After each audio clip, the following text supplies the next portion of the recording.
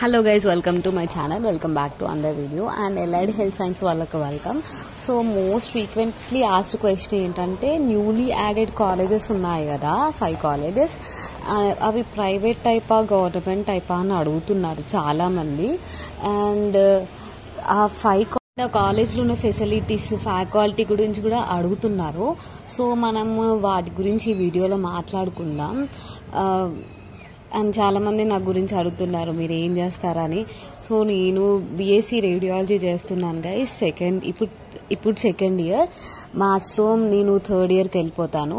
అది first batch అనమాట, allied health science 2022 batch నాది. అండ్ మనమైతే ఈ వీడియోలో ఈ కాలేజ్ ఏ ప్రైవేట్ టైప్సా ఆర్ గవర్నమెంట్ ఆర్గనైజేషన్స్ అనేది మాట్లాడుకుందాం. సో ఫస్ట్ కిమ్స్ అనమాట. KIMS is completely pure private college అనమాట.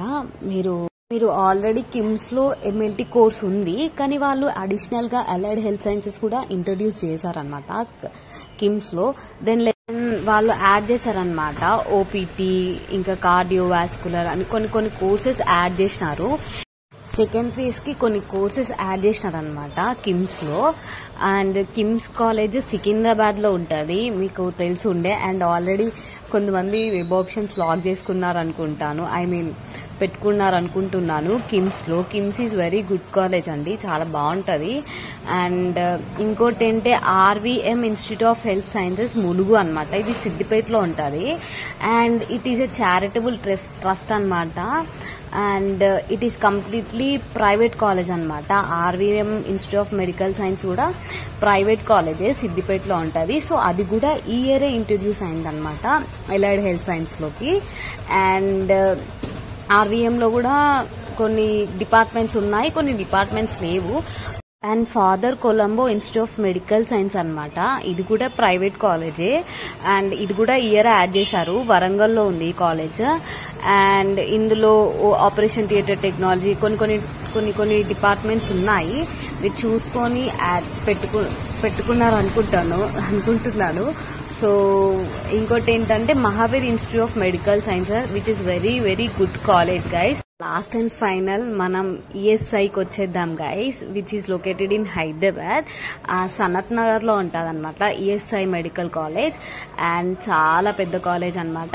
ఇది under control of central government అనమాట, labour under ministry of labour ministry కింద ఉంటది ఈ ఈఎస్ఐ హాస్పిటల్. సో అది కాలేజ్ కూడా. అండ్ ఇప్పుడు ఎంప్లాయీస్ ఉంటారు కదా, వాళ్ళకంతా ఫ్రీ ట్రీట్మెంట్ జరుగుద్ది అనమాట ఈఎస్ఐ మెడికల్ కాలేజ్ లో, ఈఎస్ఐ హాస్పిటల్లో. ఈ ప్రైవేట్ అండ్ ఈఎస్ఐ కార్డు కూడా ఉంటుంది అనమాట. ఆ కార్డు ఉన్న వాళ్ళకి ట్రీట్మెంట్ అనేది ఫ్రీగా చేస్తారనమాట. ఎంత ఖర్చు అయినా అది గవర్నమెంటే భరిస్తుంది. సో ఇన్ కేస్ ఎవరన్నా వేరే ఎంప్లాయీ కార్డ్ లేని వాళ్ళు వెళ్తే మాత్రం హాస్పిటల్కి అది ఏంటంటే వాళ్ళు మనీ తీసుకుంటారు, పేమెంట్ తీసుకొని ట్రీట్మెంట్ చేస్తారనమాట ఈఎస్ఐలో. So which is very good college and central government college అనమాట. చాలా మంది ఈఎస్ఐ ప్రైవేట్ కాలేజ్ అని చెప్తున్నారు, కానీ it is a central government college అనమాట. వెరీ వాస్ట్ అనమాట, పెద్ద కాలేజ్. అది ఎంత పెద్దగా ఉంటుందంటే చాలా పెద్దగా ఉంటుంది. అండ్ పేషెంట్ ఇన్ఫ్లో కూడా చాలా ఉంటుంది. అండ్ కమింగ్ టు హాస్పిటల్ అంటే హాస్పిటల్లో అండ్ ఇది సూపర్ స్పెషాలిటీ హాస్పిటల్ అనమాట ఈఎస్ఐ హాస్పిటల్. అంటే అన్ని ఫెసిలిటీస్ ఉంటాయి హాస్పిటల్లో. అండ్ కొన్ని సీట్స్ కూడా ఇచ్చారనమాట ప్రతి ఒక్క డిపార్ట్మెంట్ లో ఈఎస్ఐలో. So better go with that. And మంచి కాలేజ్ అని చెప్పొచ్చు, చాలా మంచి కాలేజ్ అని చెప్పొచ్చు, మంచి కాలేజ్ కాదు. And you guys are very lucky, ఎందుకంటే ఈఎస్ఐ లాంటి హాస్పిటల్లో ఈఎస్ఐ లాంటి కాలేజ్ లో వచ్చేదంటే ఇంకా లైఫ్ సెట్. చాలా మంది ఎంబీబీఎస్ చేసే వాళ్ళు కూడా ఈ కాలేజెస్కే ట్రై చేస్తారు. ఈఎస్ఐ, గాంధీ, ఉస్మానియా, కాకతీయ ఇలాంటి కాలేజెస్ కే వాళ్ళు బాగా ప్రిఫరెన్సెస్ ఇస్తారనమాట. కట్ ఆఫ్ కూడా చాలా ఉంటది నీట్ తోని కూడా. అండ్ ఈ ఇయర్ వాళ్ళు ఎంత కట్ ఆఫ్ తీసుకుంటారో మనకు తెలియదు కదా ఈఎస్ఐలో. అండ్ ఇప్పుడు న్యూలీ యాడెడ్ కాలేజ్ లో కొంతమంది ఏం డౌట్ అడుగుతున్నారంటే ఎంత కట్ ఆఫ్ లో తీసుకుంటారు ఈ కొత్త కాలేజ్ లో అని అంటున్నారు. సో ఫస్ట్ ఫేజ్ లో మనకి కాలేజెస్ లేవు కదా, సో మనం చెప్పలేము ఎంత కట్ ఆఫ్ తీసుకుంటారు ఈ కాలేజ్ లో అనేది. సెకండ్ ఫేజ్ లో మనం సెకండ్ ఫేజ్ లో ఇప్పుడు మనం వెబ్ ఆప్షన్స్ ఇచ్చాం కదా, దాన్ని బట్టి ఇప్పుడు ఉంటుంది. సో థర్డ్ ఫేజ్ లో మనం చెప్పగలుగుతాం ఈ కాలేజ్ లో ఇన్ని మార్క్స్ ఉంటే, ఇంత ర్యాంక్ ఉంటే వాళ్ళు తీసుకుంటారు అనేది మనం థర్డ్ ఫేజ్ లో చెప్పగలుగుతాం. సో వాళ్ళు ఇప్పుడు కొన్ని సీట్స్ అండ్ థర్డ్ ఫేజ్ కి కొన్ని సీట్స్ ఉంచి వాళ్ళు తీసుకుంటారు అనమాట.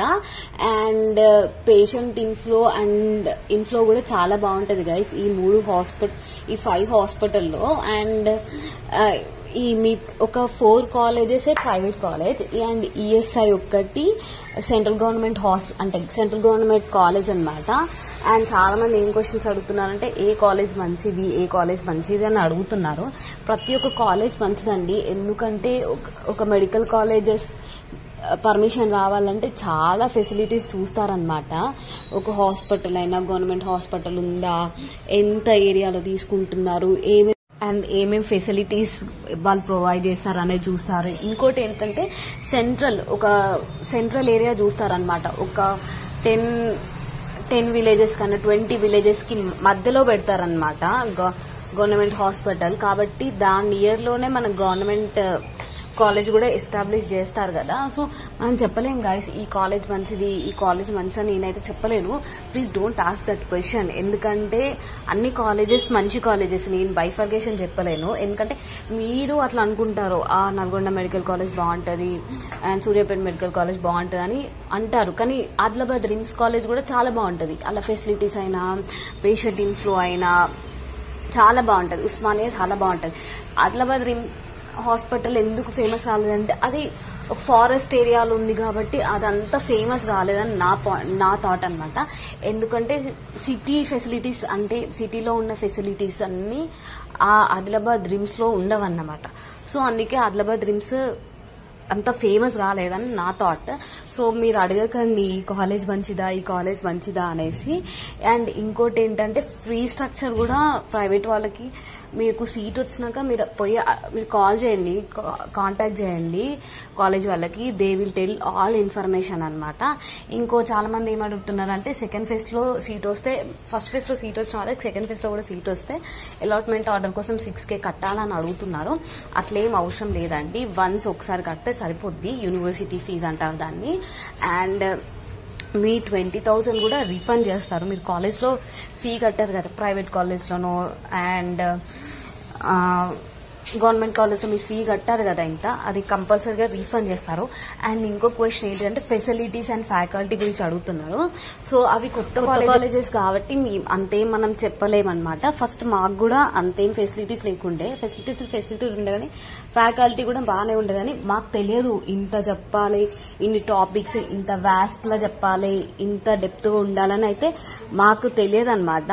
సో మా లెక్చరర్స్ ఉంటారు కదా, వాళ్ళకు కూడా ప్రాపర్ గా ఏంటంటే పీడిఎఫ్ అండ్ వాళ్ళకు వచ్చే షెడ్యూల్ పీడిఎఫ్స్ కూడా లేట్ వచ్చాయన్నమాట మా కాలేజ్ వాళ్ళకి.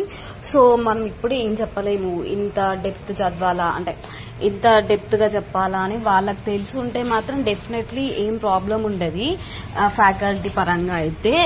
And that will be good అనమాట. వాళ్ళు చూసుకుంటారు ఎంత చెప్పాలో, ఎంత కంటెంట్ చెప్పాలో అనేది వాళ్ళది ఉంటుంది అనమాట. వాళ్ళు అండ్ మనకి షెడ్యూల్ కూడా ఇస్తారు అండ్ సిలబస్ షీట్ కూడా ఇస్తారనమాట ఎలైడ్ హెల్త్ సైన్స్ వాళ్ళకి. అందులో చూసుకుంటేనే అదే ఫాలో అవుతారు, వాళ్ళు సొంతంగా అయితే ఏ చెప్పరు కదా గైస్. సో ఏంటంటే ఏ కాలేజ్లో అయినా బాగానే చెప్తారు, అన్ని కాలేజెస్ బాగుంటాయి. మనం కొంచెం కష్టపడితే చాలా అనేది నా థాట్ అనమాట. మేమైతే ఫస్ట్ ఇయర్లో ఫుల్ ఎంజాయ్ చేసినాం అండ్ చాలా అంటే నెగ్లెక్ట్ చేసినాం, ఎంజాయ్ అంటే నెగ్లెక్ట్ చేసాం. అండ్ మాకు ప్రాపర్గా తెలియదు ఇంత డెప్త్ ఉంటుంది, ఇంత ఉంటుందా అనే థాట్తోనే ఉండే. అండ్ మాకు సిలబస్ స్టార్ట్ చేయడం కూడా చాలా లేట్గా స్టార్ట్ చేసినారనమాట. అండ్ ఫ్యాకల్టీ వాళ్ళు కూడా అంటే మాకు క్లినికల్ క్లాసెస్ ఉండే అనమాట. ఫస్ట్ ఇయర్ నుంచి మేము క్లినికల్ క్లాసెస్ పోయేవాళ్ళం. ఓన్లీ మా కాలేజ్లో క్లినికల్ క్లాసెస్ ఉండేది, ఏ కాలేజ్లో లేకపోతుండు. సో మాకు అట్లా లేట్ అయింది సిలబస్ కవర్ చేయడం అయినా దేనికైనా. సో తప్పంతా మాదే. సో మేము చెప్పాలి వాళ్ళకి మాకు క్లాసెస్ లేవు, క్లినికల్ క్లాసెస్ లేవు, ఓన్లీ థియరిటికల్ క్లాసెస్ మేము చెప్పలేదు. సో మిస్టేక్ అంతా మాది కాబట్టి మేము చాలా సఫర్ అయినాం గైస్. సో ఏం చెప్పాలనుకున్నానంటే ఏ కాలేజ్ అయినా బాగానే ఉంటుందనే చెప్తాను ఎట్ ఫైనల్ గా. సో ఏ డౌట్ ఉన్నా కామెంట్ చేయండి, నేను డెఫినెట్గా రిప్లై ఇస్తాను గైస్. అండ్ ఈరోజు లైవ్ కొద్దాం అనుకున్నాను కానీ రాలేదు, because my parents came to see me, అందుకే నేను రాలేదన్నమాట లైవ్కి. సో సారీ గైస్, మళ్ళీ నెక్స్ట్ వీక్ అయినా ఎప్పుడైనా పెట్టుకుందాం డెఫినెట్గా. కాలేజ్ టూర్ అడుగుతున్నారు కదా, అది కూడా చేస్తాను. రేపు సపరేట్గా కాలేజ్కి వెళ్ళి మీకోసమైనా టూర్ చేస్తాను. నా క్లినికల్ క్లాసెస్ అయిపోయినాక వెళ్తాను కాలేజ్కి వెళ్ళి, నేను వీడియో క్లిప్పింగ్స్ అయితే తీసుకొని వస్తాను గైస్. సో మీరైతే ఇప్పుడు సెకండ్ ఫేజ్ అయితే అయిపోయింది అండ్ డేట్స్ కూడా అంటే అలాట్మెంట్ డేట్ కూడా రేపటి వరకు ఇచ్చేస్తారు వాళ్ళు.